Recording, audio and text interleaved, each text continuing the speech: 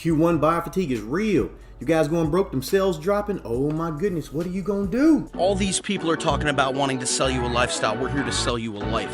Selling on Amazon has absolutely changed our lives. Yo guys, this is Dropshipping Terminator. Me and my partner Dan of Steel. We talk all about that Amazon goodness, Amazon FBA, Amazon private label dropshipping, which is something that we are known for at this stage. A little retail arbitrage, in-person retail arbitrage it is. Just e-commerce in general. That sounds good. You already know what to do, man. Make sure you like, comment, subscribe, click the little notification bell, get into our free Facebook group below, check out the link for your free golden ticket. We hook people up with gifts, PlayStations, Xboxes, vacations, all types of stuff. It sounds good. Make sure you check it out. All right. Do it! Just do it! Don't let your dreams be dreams. So let's go ahead. Let's see how we're going to fix these slow sales in Q1. Now, buyer fatigue is real, guys, okay? Buyer fatigue is honestly a real thing. People have already purchased, for Christmas, they've gotten all the gifts they want. Now they're doing a lot of their returns and stuff like that. And, your sales may be dropping down. Some of our students, were doing very, very well in Q4. Obviously last month they did fantastic. Some of them were looking at, anywhere from 12 to 16,000. Now for this month, with projection from Celix, they're looking at around 9 or 10. So sales are dropping down a little bit. We're going to talk about some different strategies that we do in order to fix that. Now, the first strategy is going to be for both of you guys, okay? Whether you're FBA or private label dropshipping. Now, with private label dropshipping, you're going to need to do effective product research. Same thing with FBA. But you're going to be adding more products, okay? Now, FBA, you may or may not be able to add more product offerings. Depends on how much you made in Q4, but we're going to get to that. Now, with private label dropshipping, when you're doing your product research, you want to make sure that you're finding products within your niche that are viable, okay? You don't want to find products that, have $100,000 in revenue by the top seller, but no one else is making any money. You want to find them that are a little bit spread out. You don't have to adhere to the FBA principles that we're going to be talking about. You also don't want the reviews to be too high. Now, in your case, with private label dropshipping, you can get away. Sorry, my nose was itchy. With those reviews being, anywhere from let's say, 100 to 250 reviews, for the top sellers, which will be okay. Now, you also want to look at the quality of those reviews. You want to make sure that, they're not all like 1 and 2 star reviews. You want to make sure they're decent, 4 to 5 star reviews. Okay. So, make sure that the top sellers are doing decently. They don't have to, be doing 100,000. You want to be doing a few thousand, because remember, it costs you absolutely nothing. You guys are going to be getting these from your supplier. You're not paying up front, so it's perfectly fine. It costs you absolutely nothing to list besides the UPC. All right, so there we go. You'll be adding products that way, doing effective product research. FBA guys, you're going to be looking for products that do not follow the whole guru stitch. They're like, look for tons of competition. No, you don't want products that have tons of competition. It's going to be very difficult to break into the market with those. You want to make sure that you do find products that have some competition, not a buttload of it. So you want to find products that are doing a few thousand in revenue. Reviews are under around 125, for the top sellers.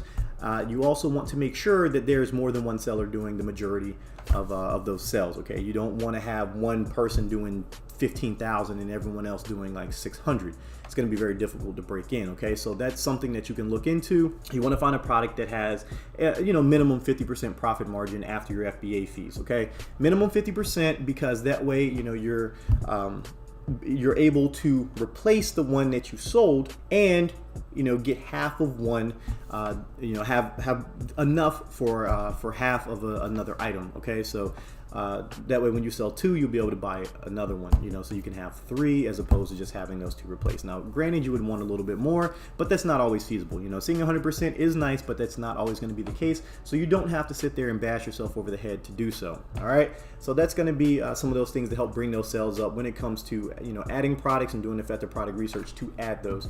Now, another thing. Now, in Q4, a lot of you guys probably followed some of our strategies. Now, our items that we're selling moderately well, we increased the price 15 to 20% because it's Q4. Products are going to be selling. People are going to be buying anyway.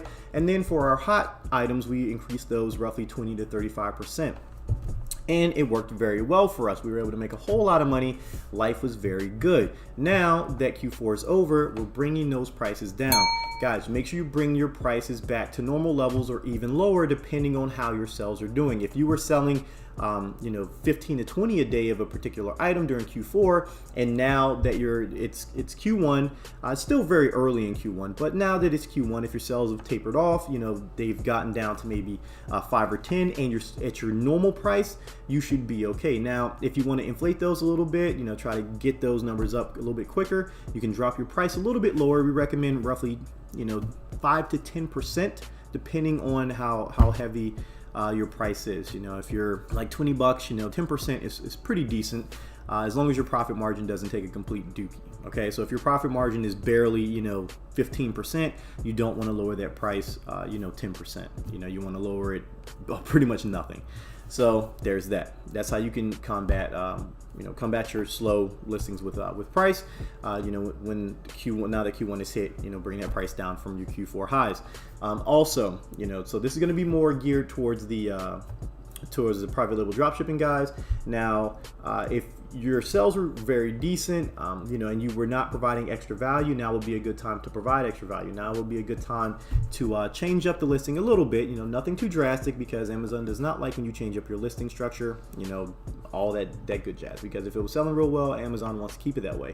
But if you were not providing extra value, selling like a 2-for-1 special or bundling with something, then you definitely should. Okay, you definitely should be bundling. That's just the way it goes. We don't list anything outside of like our like FBA products for like action figures and stuff that we source from BBCW. Everything else is all bundled.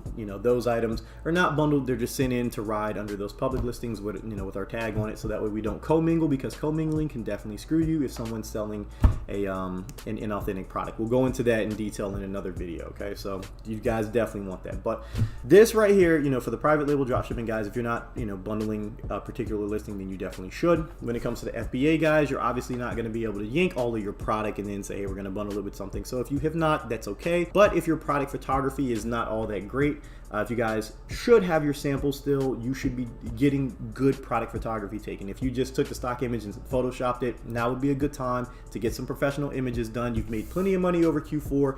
You want to stand out. So that way people are going to purchase and get your ranking up a little bit higher, a little bit quicker, and those sales will start coming back faster. Now, granted, Q1 is still very early, right? So those sales are going to come back over time, but in order to get them back quicker, you need to have some type of strategies, and that's what we're implementing right now. We brought our pricing back down to normal. Some of our pricing is lower than they were before, but that's only to get that traction back, and then we'll start increasing the price again. We'll go back up that 10% or so. Some products we dropped down, 15%, because our profit margin on them were roughly 45. So now we're taking like a 15% hit, but that's okay, because it's still a pretty hefty profit margin. 30%, nothing to sneeze at least in our opinion, because we know we're going to go back up, that 15% to bring our prices back to normal. We're also adding those other products from BBCW.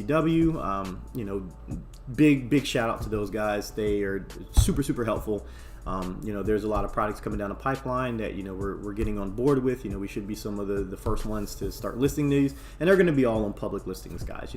Like the public listing would be something like Nike or whatever. Private listing would be your own product. So Kenmore generators, Nike, Dawn dish detergent, stuff like that. We're going to be listing these particular figures on public listings, and vying for the buy box on those. So yeah, now that's what you guys can do. We've already started talking to our students on what's going to be happening and stuff, but this is just to help you guys out. Now there's more intricate strategies for each of our students, because their stores are all different, their businesses are all different, so we have to help them individually. But with you guys, it's kind of general, so it should help you though. It really should help you. If you guys have very specific cases, then we would have to take a look, and generally we only do that for our students, but we may be able to help you guys out if we have the time to do so, because we get all these messages. But that is besides the point. Hopefully that helps, guys. Really do make sure you stay the course. Don't panic, don't delete your listings, don't change things up too much. Just stay the course. You will be fine. All right, so make sure you get into the free Facebook group below. Check out the golden ticket. You know the deal, guys. You already know the deal. With that being said, be safe, be smart, peace out. I will catch you in the next one.